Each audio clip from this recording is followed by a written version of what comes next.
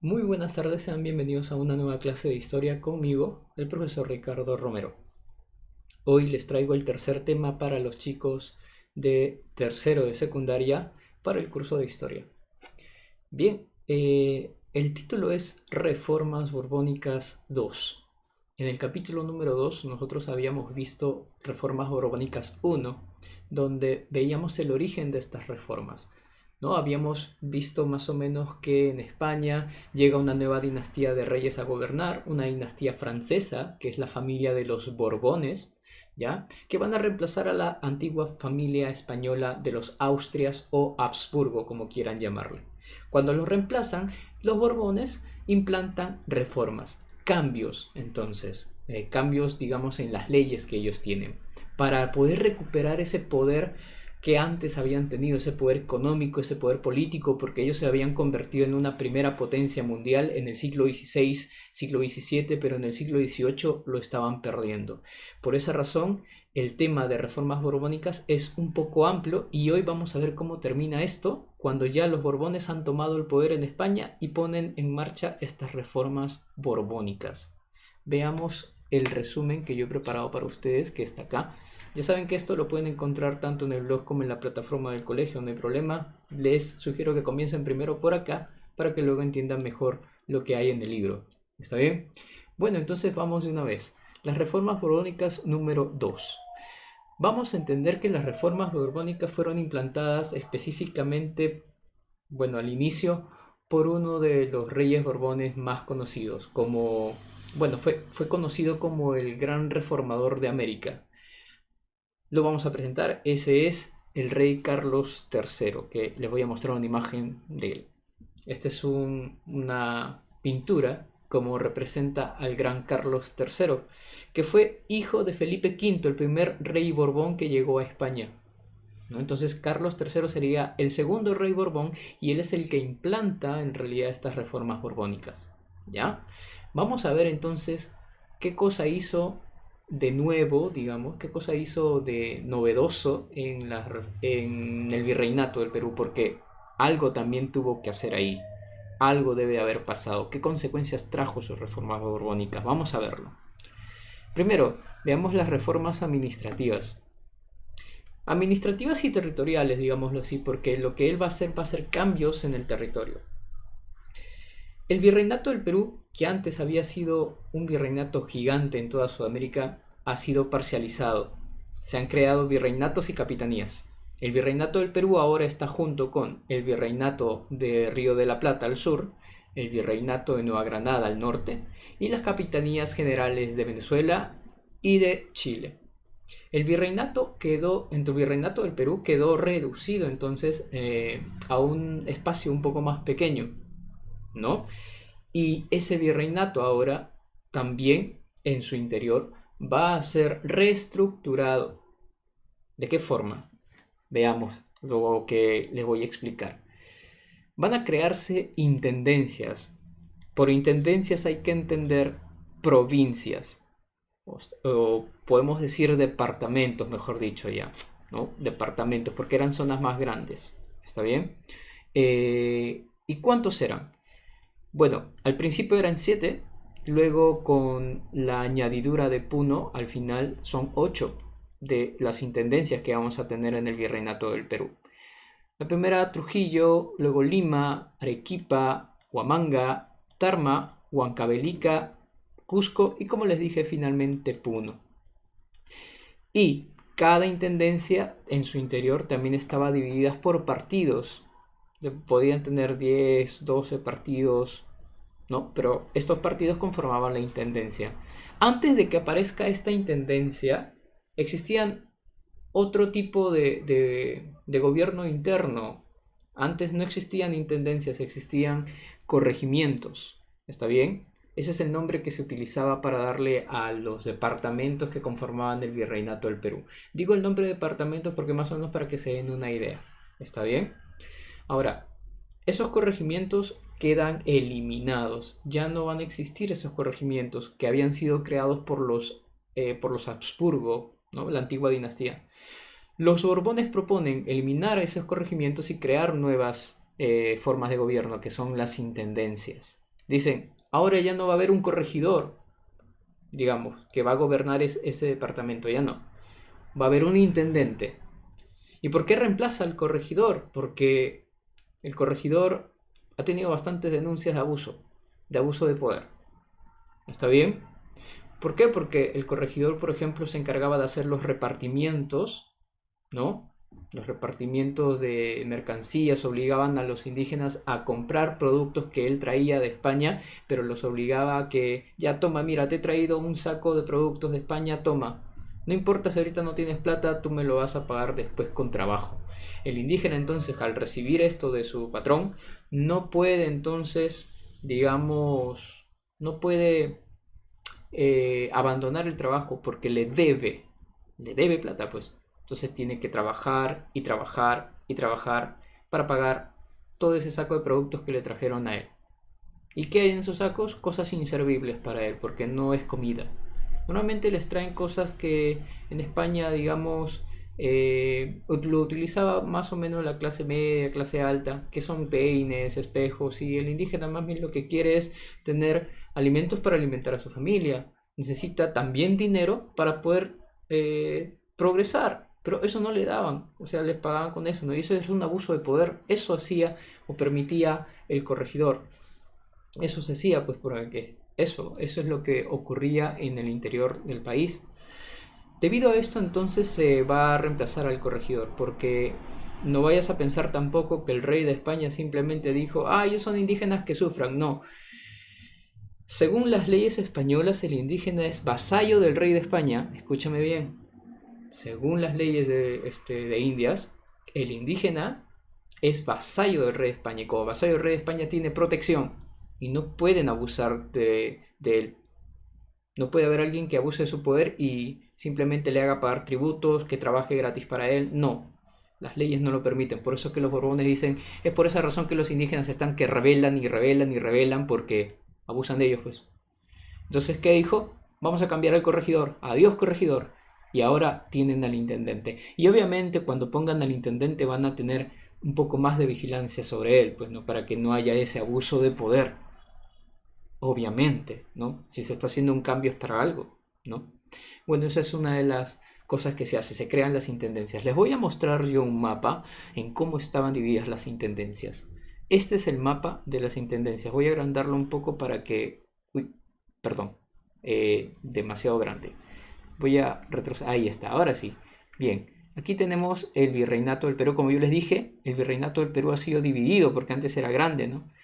Como vemos en la pantalla, aquí en el cursor, vemos el Virreinato de Nueva Granada, que está situado al norte del Virreinato del Perú, ¿no? Es donde actualmente se encuentra Venezuela, Colombia, Ecuador, ¿no? Al sur tenemos el Río de la Plata, Virreinato del Río de la Plata, que forma parte actualmente, pues, Bolivia, Argentina, Chile también, ¿no? Más allá ya eran los dominios de Portugal. Bien, entonces el virreinato del Perú, aquí está dividido en intendencias. La intendencia de Trujillo, la de Tarma, Lima, Huancavelica, Huamanga, Cusco, Arequipa y Puno. Aunque Puno fue añadido, como les dije al final, porque se estaba disputando en que si Puno le iba a pertenecer al Río de la Plata o al virreinato del Perú. Al final, bueno, Puno quedó para el virreinato del Perú, ¿no? Y la comandancia general de Maynas, que es más que nada toda la Amazonía peruana actual. Esa es la distribución del virreinato del Perú entonces cuando Carlos III hace sus reformas borbónicas. ¿Está bien? Ahora vamos a pasar a lo siguiente, las reformas económicas. Aquí hay que prestarle bastante ojo porque estas reformas económicas que va a hacer Carlos III va a traer consecuencias graves para sus dominios en América, porque va a afectar a ciertas personas y que estas ciertas personas más adelante van a buscar una rebelión, pues se van a rebelar contra estas medidas. Vamos a ver por qué. Primero, se hacen estas reformas económicas porque se quiere recaudar mejor los ingresos, pues porque durante la época de los Austrias se decía que se estaba perdiendo el control del ingreso. Había bastante corrupción que algunos, por ejemplo, corregidores, alcaldes, incluso miembros de altos cargos del virreinato, también ellos mismos absorbían ingresos, pues, ¿no? Al final no llegaban las cuentas claras y al final, bueno, había robo de dinero, pues, entre ellos. Entonces no se podía permitir ello. Entonces los Borbones lo que hicieron con sus reformas borbónicas es tener mayor presión fiscal. Ellos tuvieron mayor control sobre ello. Pusieron impuestos y había más impuestos que antes, ¿ya? O sea, superaron el número de impuestos, ¿ya? Y como les dije, es con el fin de mantener una mejor recaudación económica de los ingresos, ¿no? Los tributos, todo para que vaya también a España, ¿no? Eso. Pero hay otra cosa que sí va a afectar a varias personas, que es esto, el decreto de libre comercio de 1778. Este decreto de libre comercio va a provocar dos cosas. Uno, que se van a habilitar nuevos puertos americanos, ahorita voy a explicar en qué consiste esto. Y dos, se permitió a Inglaterra comerciar con las colonias americanas, aunque eso ya lo habíamos visto en el tema número 2 cuando hablamos del Tratado de Utrecht.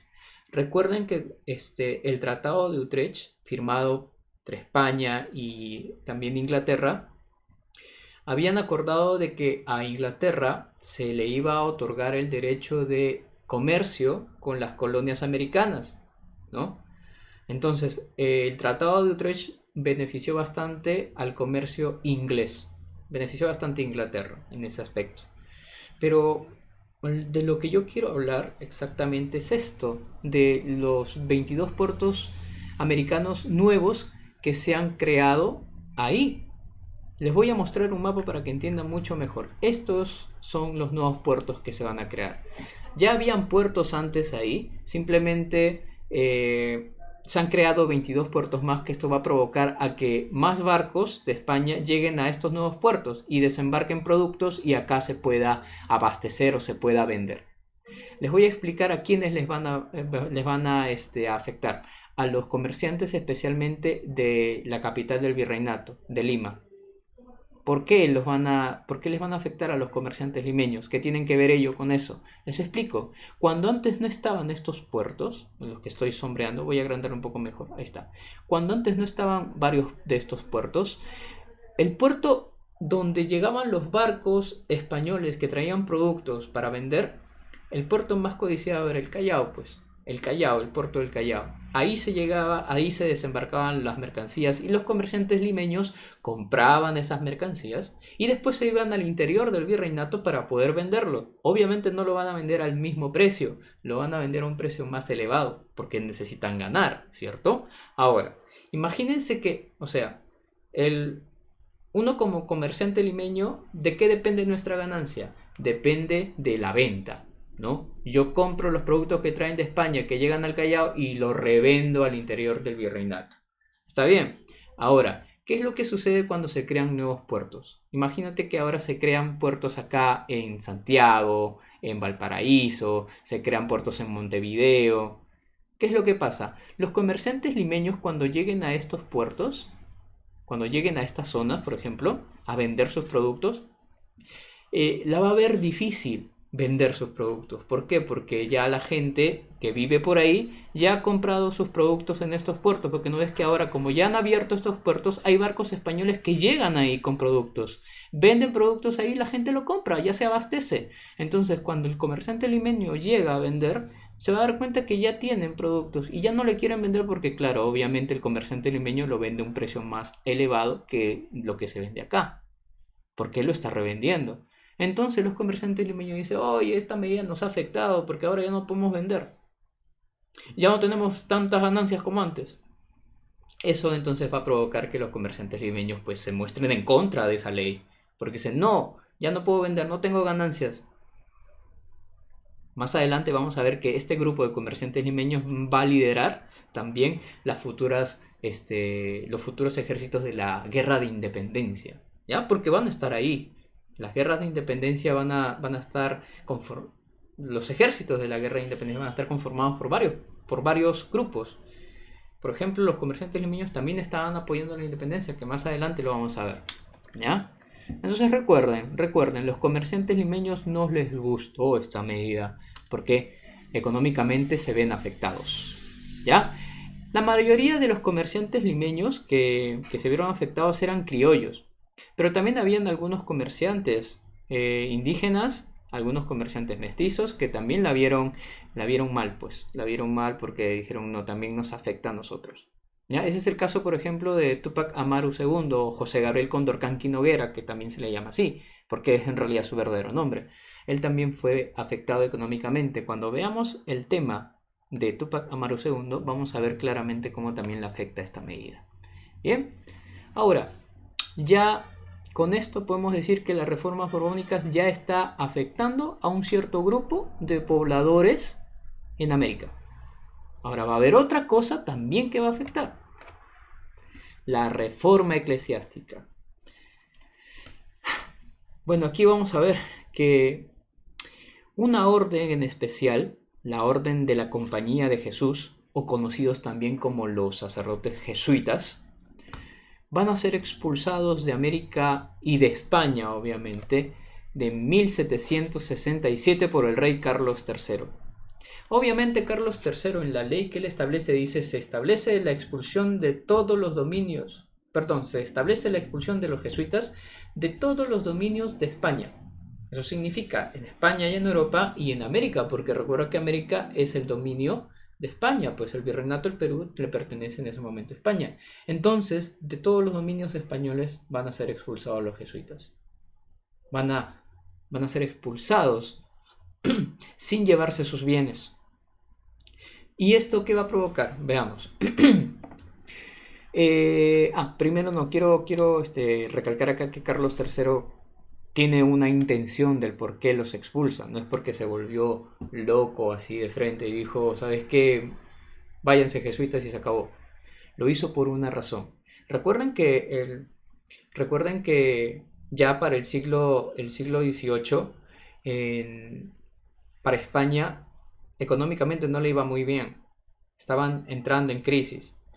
Entonces, uno de los pretextos que Carlos III utiliza para apropiarse de los bienes de los jesuitas fue este.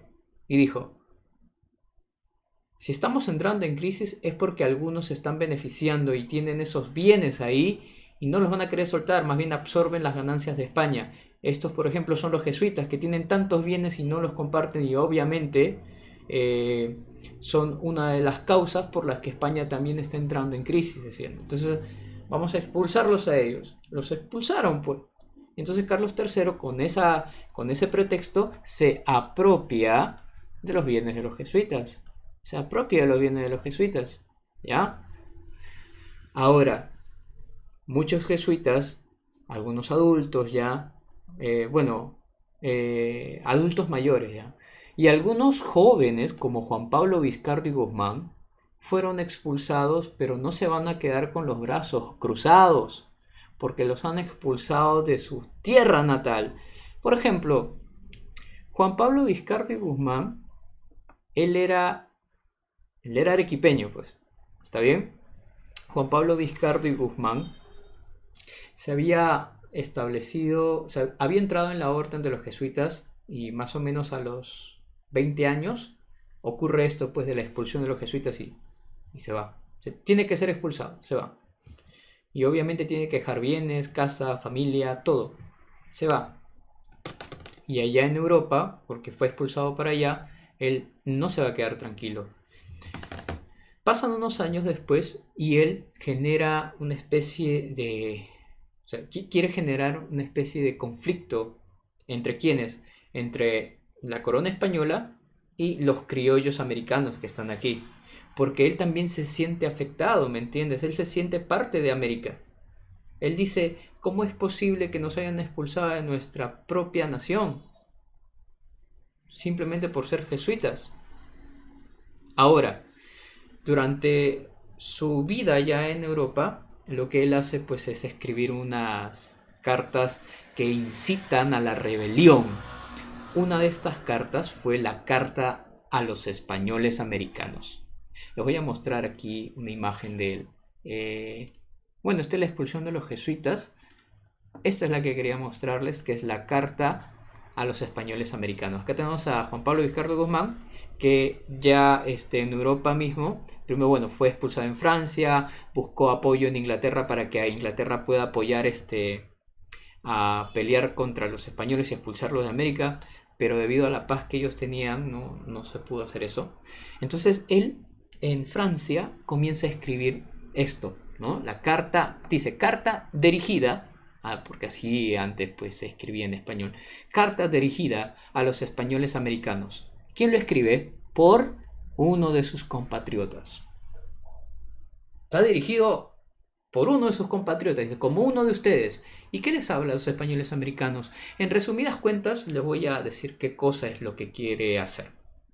Les dice, España es para los españoles y América para los americanos.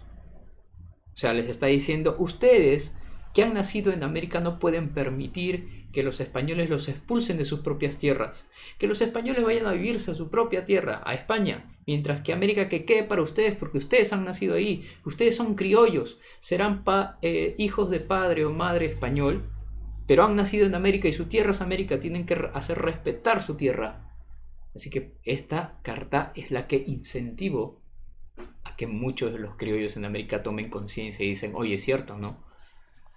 Vamos a pelear por nuestra patria. Y comenzaron a aparecer las guerras de independencia. Se considera a Juan Pablo Vizcarra y Guzmán como el primero, o digamos, el precursor de las guerras de independencia en América. Él es el precursor porque su carta incita a eso, ¿no? A la guerra contra España y lograr la independencia. Ahí lo vemos entonces a Juan Pablo Vizcarra y Guzmán. ¿Ya? Entonces él tenía sus razones para hacer esto, para escribir esta carta y mostrarse en contra de la corona española. ¿Está bien? Ahora, España, como les decía, no la va a ver muy bien porque ya en el siglo XVIII vamos a ver que hay revueltas. Hay revueltas y ya no lo pueden detener. Los criollos se han dado cuenta que se han tomado conciencia de que son discriminados por esa corona española que decían que era la madre patria, ¿no? Es decir, les voy a explicar algo que el año pasado en clase se les ha explicado, bueno, si no yo, los profes también deben de haberlo explicado. Por ejemplo, cuando un hijo de español y española, o sea, digamos, cuando un hijo de padres españoles nace en España, es considerado peninsular, porque ha nacido en la península. Pero cuando un hijo de españoles nace en América, no se le considera peninsular, se le llama criollo. Y a pesar de que el nombre sea distinto, no solo eso es distinto, hay diferentes cosas para cada uno. El peninsular tenía más derechos que un criollo. ¿Me entienden? El peninsular tenía más derechos que un criollo. Podía incluso el peninsular ocupar altos puestos, altos cargos funcionarios. Pero un criollo no. Entonces, imagínate que eres un criollo y te das cuenta, oye, es cierto, no hace tantos años que nos están discriminando y no tenemos los mismos derechos que España. Y España dice ser nuestra madre patria y que nosotros somos parte de ella. ¿Cómo podemos serlo si es que somos discriminados?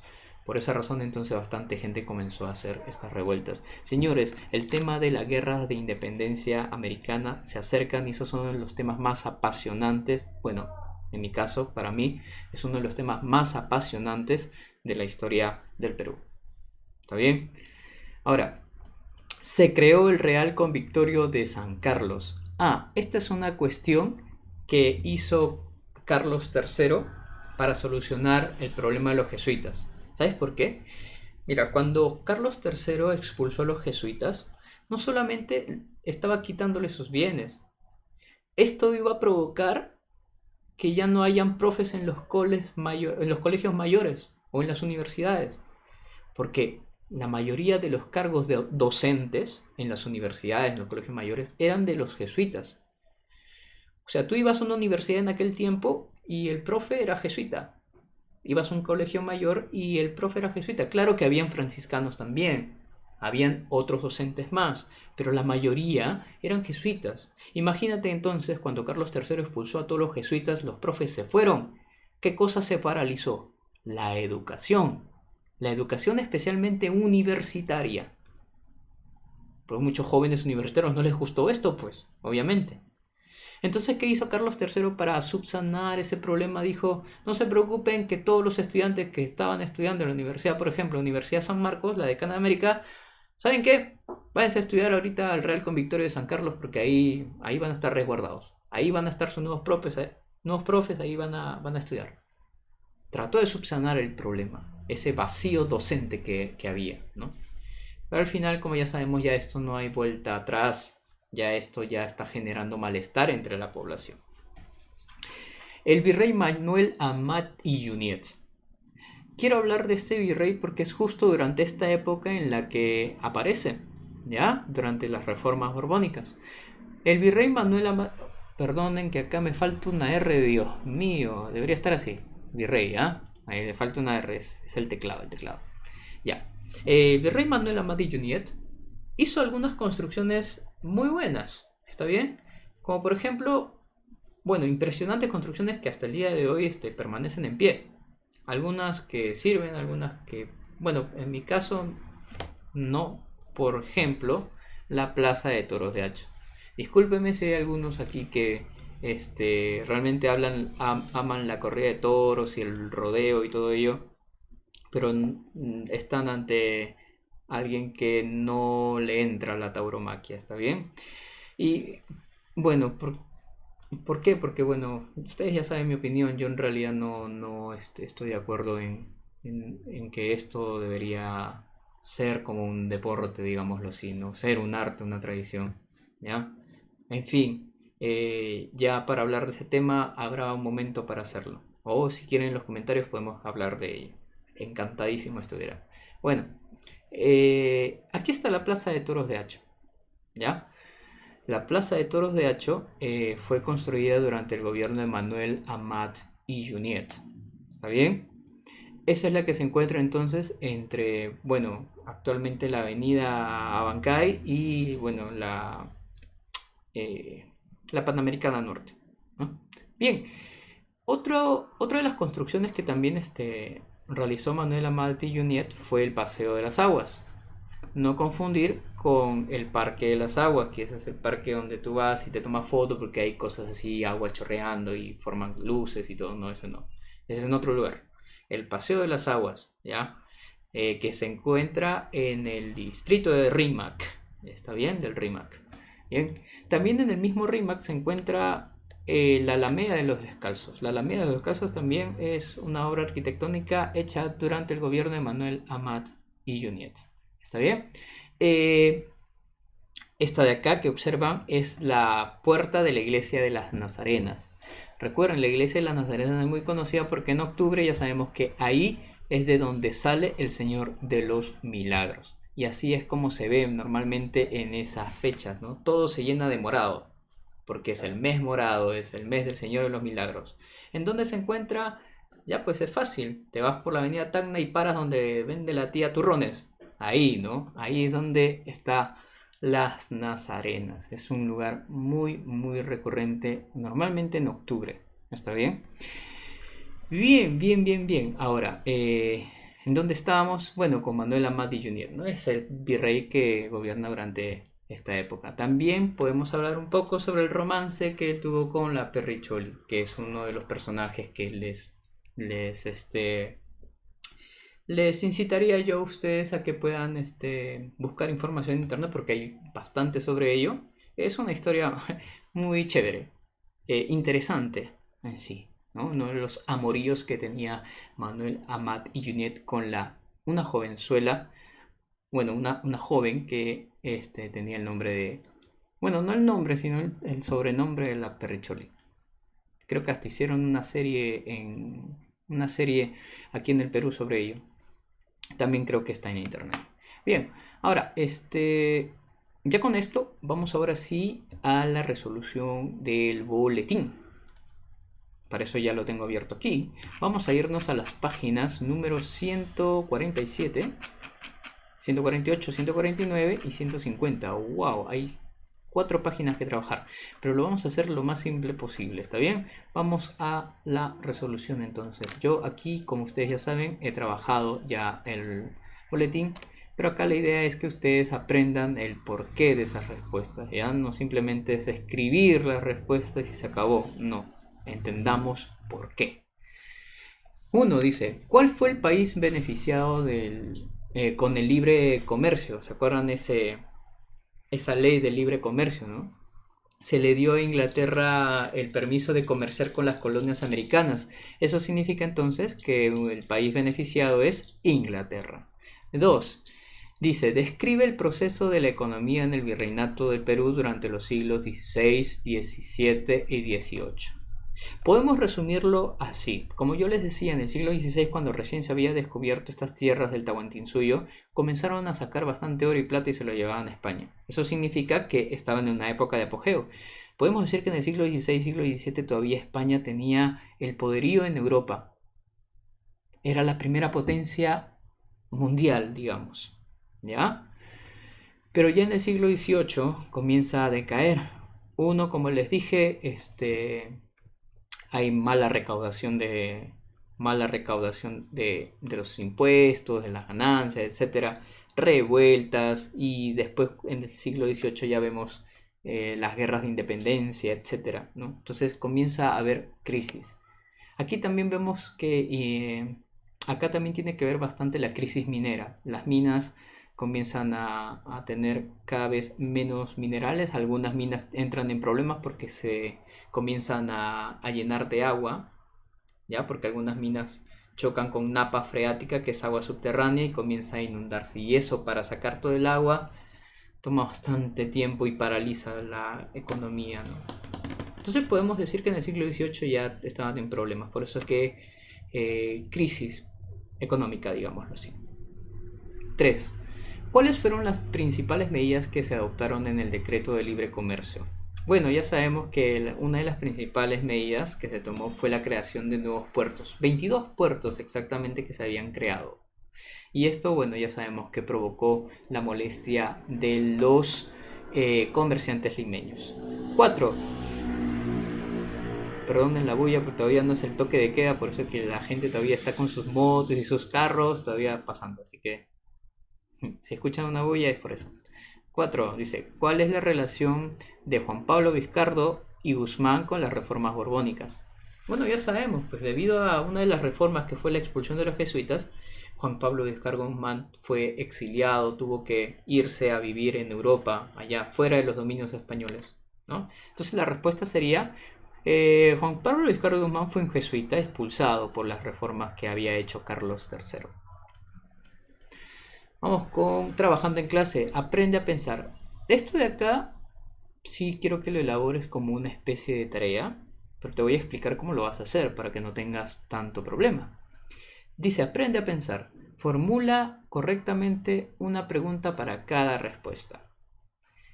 Por ejemplo, jesuitas. Jesuitas es la respuesta a la pregunta que tú vas a crear.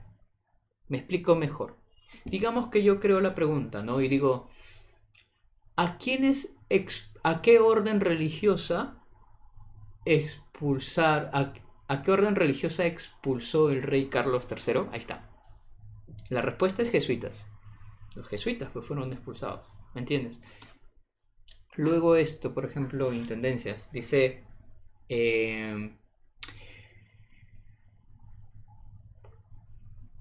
perdón, me quedé en blanco, pero ya, ahí va. ¿Qué institución reemplaza a los corregimientos? Ahí está. Sabemos que los corregimientos fueron reemplazados por las intendencias. Entonces, podrías poner eso, ¿no? ¿Qué institución reemplazó a los corregimientos? Respuesta, intendencias. Y así, entonces tú vas creando preguntas con relación a esas respuestas. ¿Está bien? Hay algunas aquí respuestas que están en el libro porque son algunos conceptos que ahí vas a poder verlos mejor. No hay problema por eso, es una cuestión bien simple. No es tan complicado. ¿Ves? Ahí decreto de libre comercio, etc. Bien, vamos con la de análisis de la imagen. Acá sí, vamos a ver esta imagen y, bueno, vamos a sacar al toque qué cosa significa, ¿no? La número 1 dice, ¿qué reforma se está cumpliendo acá? Acá vemos pues a un militar español que está sacando de una iglesia a unos sacerdotes. Y si estamos viendo que esto sucede en las reformas borbónicas, estos sacerdotes son jesuitas, están siendo expulsados. Por eso la respuesta es la expulsión de los jesuitas en 1767. Ahora, ¿qué podría reflejar la expresión de los religiosos? Yo no creo que alegría de que se estén yendo. Obviamente reflejan tristeza porque son expulsados por su propia madre patria, digámoslo así. Son expulsados de España, son expulsados de la misma América, ¿no? De todos los dominios españoles. Vamos con la siguiente. Dice, imagina si hubieras vivido durante las reformas borbónicas, ¿cómo te hubiera afectado este hecho? Dice, si es que tú hubieras vivido durante esa época. Imagínate que tú eres un alumno, ¿no? Futuro estudiante. Obviamente estudiante de... Terminando la secundaria vas a estudiar en la universidad, en un instituto o en algún otro lado. ¿Está bien? Entonces, si eres estudiante y tú sabes que en esos lugares, imagínate, los profes son jesuitas, ¿ya? Estás en esa época, los profes son jesuitas, imagínate que expulsan a tus profesores. ¿Qué pasaría contigo? Como alumno se hubiera visto perjudicada la educación de muchos de nosotros, o sea, muchos de ustedes, pues, se hubiera visto perjudicado porque como alumno no podrías estudiar. C. Dice, opina. Bueno, aquí en esta temática vamos a opinar. Voy a también yo poner mi punto de vista, pero al final tú vas a decidir si estás de acuerdo o no. Al final, ¿no? Yo tampoco no te voy a imponer algo, ¿no? Yo solamente doy mi opinión y yo creo en ello y se acabó. Veamos, dice, opina. ¿Sabías que la plaza de Hacho de 1766 es la más antigua de América? Y es la tercera en antigüedad en el mundo. Ah, mira, interesante.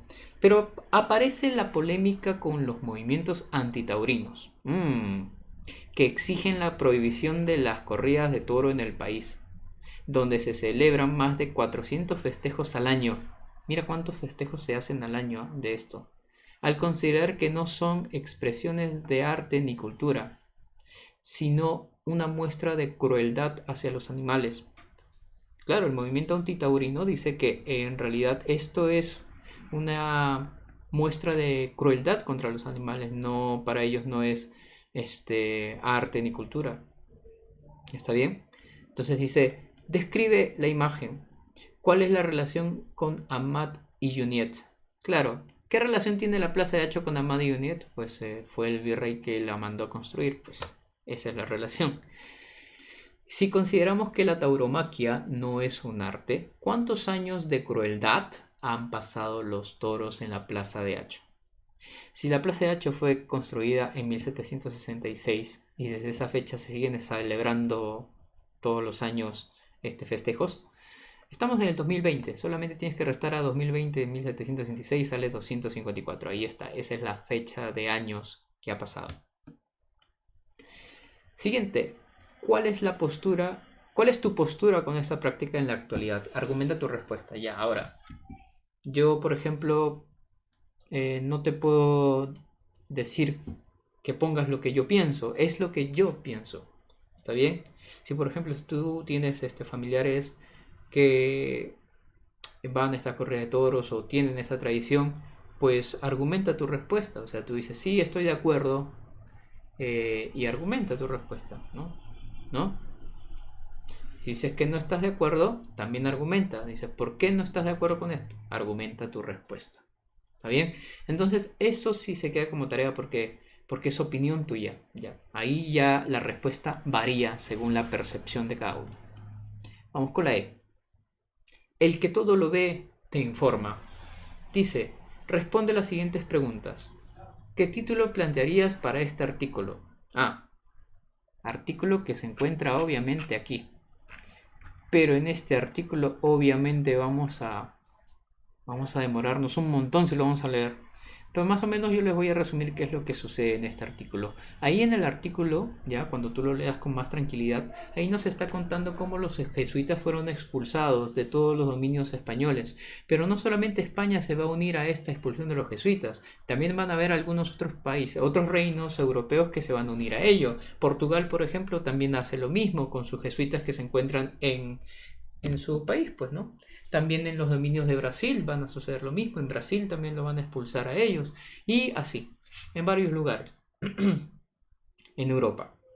Pero van a haber otros reinos que no van a estar de acuerdo con ello. Por ejemplo, en Rusia, creo que si no me equivoco. No, perdón. En Prusia. Prusia, que sí es como se llamaba un país. En Prusia, algunos jesuitas más bien no fueron expulsados porque como ellos eran también profesores, bueno, Prusia no quiso paralizar su educación, así que no los expulsó, hizo caso omiso a todo lo que estaba haciendo Europa sobre la expulsión de los jesuitas, así que le siguió, lo siguió teniendo como profesores. Y ahí no hubo tanto problema. Pues, por ejemplo. Ahora, vamos a ver entonces, dice, ¿qué título plantearías a este artículo? Como el artículo te está hablando de la expulsión de los jesuitas, creo que lo más adecuado es la expulsión de los jesuitas. 2. ¿Cuáles fueron los países en donde fueron expulsados los jesuitas por primera vez? Bueno, como te contaba, Portugal ya lo había hecho y en Brasil también lo va a hacer, ¿no? Recuerda que Brasil es dominio de Portugal. Francia también lo va a hacer. España, ya lo hemos visto, España como ha expulsado tanto de allá de la península como de acá del virreinato. Ahora, 3. ¿Qué consecuencias ocasionó la expulsión de los jesuitas a través de la pragmática sanción? Allá, la pragmática sanción fue entonces la ley que, digamos, por lo que fueron expulsados los jesuitas. Así se llama la pragmática sanción. ¿Y cuál era la pragmática sanción? ¿Qué sanción se le iba a dar a los jesuitas? Se iba a incautar todos sus bienes, sus haciendas, sus edificios, o sea, sus casas, bueno, sus bibliotecas, etc. Sus bienes fueron confiscados. Esa era la pragmática sanción. Y ahora, 4. ¿Qué te impresionó más de esta expulsión? ¿Por qué? Ahora sí, como dice, ¿qué te impresionó? Porque ya eso es para ti, ¿ya? Esta respuesta varía. ¿De qué cosa te impresionó? Puede haberte impresionado algo más en el texto que otra persona, ¿no? A alguno le impresionaba otra cosa. Entonces, lee por favor ese texto. Ese texto es bien simple de entenderlo. Y pones ahí qué es lo que te impresionó. ¿Ya? Bien. Ahora, vamos con verificando el aprendizaje. Dice 1. Sobre las reformas borbónicas se puede afirmar que. Esa es pregunta de examen de admisión de San Marcos en 2003. A ver, ¿qué es lo que se puede afirmar? ¿Favorecieron a los grandes comerciantes limeños? No los favorecieron porque sabemos que ellos más bien se vieron afectados por las reformas borbónicas. B. ¿Restablecieron encomiendas y repartos? No, ¿se acuerdan los repartos de mercancía? Esos repartos que era entregarle al indígena mercancías para que el indígena después lo pague con su fuerza de trabajo. Ya. ¿Eso restableció las reformas borbónicas? No, más bien las reformas borbónicas dijeron que eso estaba mal. Así que eliminaron todo reparto mercantil. Después, ¿dieron participación política y burocrática al indígena? Al indígena no lo hicieron participar políticamente, no, obviamente no. Incrementaron la presión fiscal, ¿se acuerdan? Asegurarse la mejor recaudación de las riquezas, de las ganancias, ¿no? Entonces, presión fiscal, presión del fisco, ¿no? Bueno, y esto, ¿sustituyeron las intendencias por los corregimientos? No, esto fue al revés. Sustituyeron a los corregimientos por las intendencias. Entonces, por eso es la D. Voy a tratar de no demorarme mucho. He tratado de explicarles paso a paso, pero creo que si no nos vamos a demorar demasiado. Voy a explicarles claramente nomás. 2. Uno de los objetivos principales de las reformas borbónicas aplicadas sobre sus colonias en el transcurso del siglo XVIII, ¿cuál fue? He puesto yo la recuperación del poder económico y militar. Sí, esta además fue una pregunta que ya le hemos visto en el tema anterior, ¿no? Lo que querían los Borbones con sus reformas que hicieron fue recuperar el poder económico, la recaudación de los impuestos, ¿no? Y también poder militar, pues tener controlada la población. Después de tantas revueltas tenían que mantenerlos controlados, eso es lo que querían. 3. En el siglo XVIII, la monarquía borbónica, mediante las reformas aplicadas en sus dominios, ¿qué pretendía? Bueno, esta pregunta es parecida a la de arriba. ¿Qué es lo que querían lograr con las reformas borbónicas? Mejorar la administración política y la recaudación económica. Recaudación de impuestos, ¿no? Bien. 4. Las reformas borbónicas del siglo XVIII afectaron principalmente sabemos a quiénes, pues a los criollos, a los comerciantes limeños, que eran en su mayoría ellos. 5. Las reformas borbónicas buscaron obtener mayores ingresos de las colonias americanas mediante ¿qué? ¿Cómo querían lograr obtener mayores ingresos? Una mejor recaudación fiscal, mejor recaudación de esos impuestos. Ahí está, ¿no? 6. La consecuencia fundamental de la expulsión de los jesuitas. ¿Qué consecuencia fue la que produjo la expulsión de los jesuitas en el Perú en el siglo XVIII? El abandono de la educación universitaria. ¿Se acuerdan, no? Cuando fueron expulsados los jesuitas, ya no habían profes en las universidades ni en los colegios mayores, y entonces hubo un abandono de la educación universitaria. Vamos con la número 7. Los corregimientos en el virreinato peruano fueron reemplazados a fin del siglo XVIII por las intendencias. Estamos todos de acuerdo porque ya lo hemos visto anteriormente, ¿no? 8. Entre las medidas más importantes de las reformas borbónicas se considera, sí, la medida más importante de esto y que va a provocar después las guerras de independencia es la expulsión de los jesuitas. ¿Saben por qué? Porque debido a esto, ¿se acuerdan, no? Juan Pablo Vizcardo y Guzmán, que fue un jesuita expulsado, escribió la carta a los españoles americanos, provocó conciencia en los criollos y al final se rebelaron contra la corona española. Es todo lo que provocó la expulsión de los jesuitas. 9. Las intendencias establecidas en 1784 se dividían administrativamente ¿en qué? Como yo les dije al principio del tema, ¿ya? Bien al principio les dije que cada intendencia tenía partidos, es decir, estaba dividida en partidos, podían tener 10, 12 partidos. Ahora, 10 y última. Durante el último tercio del siglo XVIII se ejecutaron varias reformas político-administrativas bajo el modelo de la modernización borbónica. Las intendencias organizadas en el virreinato del Perú fueron, ¿se acuerdan, no? Que al final fueron 8 en total, ¿no? Al principio fueron 7, pero con la añadidura de Puno fueron 8. La respuesta es Lima, Puno, Cusco, Arequipa, Trujillo, Huancavelica, Tarma y Huamanga. La alternativa B. ¿Está bien? Entonces esa sería la respuesta de la pregunta número 10 y la última, creo yo. Bien, hasta aquí hemos llegado. Este tema ha sido en realidad interesante. Estamos ya llegando a puertas de las guerras de independencia, así que más adelante ya le vamos a explicar cómo es ello. Simplemente espero que les haya gustado el tema. Si desean verlo otra vez, pueden hacerlo. ¿Ya? Paso a paso siempre vayan avanzando poco a poco. ¿Ya? Y bueno, hasta aquí sería entonces la clase de hoy. Cuídense bastante, ya nos veremos entonces en una cuarta clase. Adiós.